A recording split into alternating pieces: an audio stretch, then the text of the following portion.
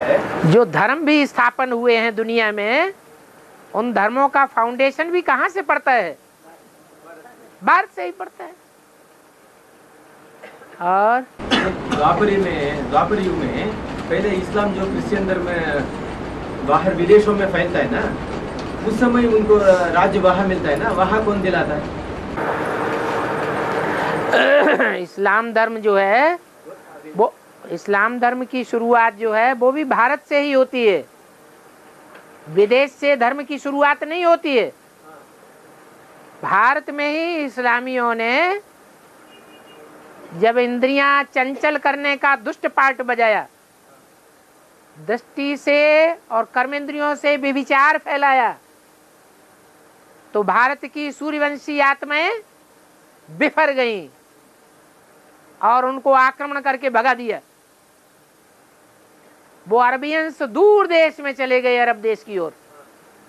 वहां जाकर के वो स्वतंत्र हो गए अपने बीवी बाल बच्चों के साथ व्यभिचार फैलाने के लिए।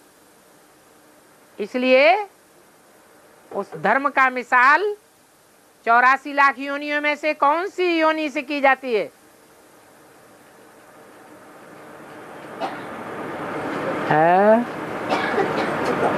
कुत्ता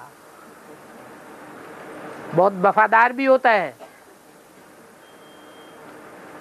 इस्लामियों की सेना जितनी वफादार होती है,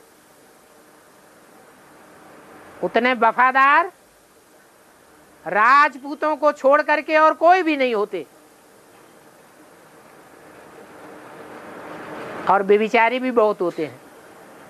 लेकिन बाबा, ये सिख धर्म वो उतना वफादार नहीं होता है क्या? सिख धर्म अगर इतना वफादार होता तो अपने धर्म पर उतना मजबूत भी होना चाहिए। सिख धर्म वाले विदेशियों में कन्वर्ट हो गए कि नहीं? आज आतंकवादी बन गए कि नहीं बन गए? फिर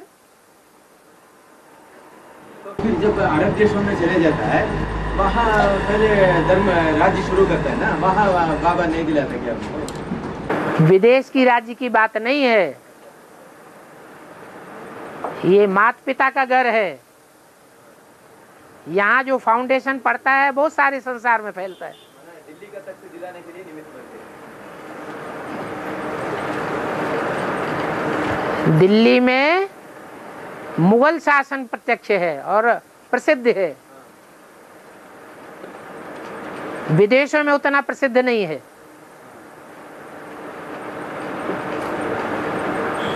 इसलिए यहाँ की राजाई मुख्य है। जो इस्लामी है वो तो पुराने इस्लामी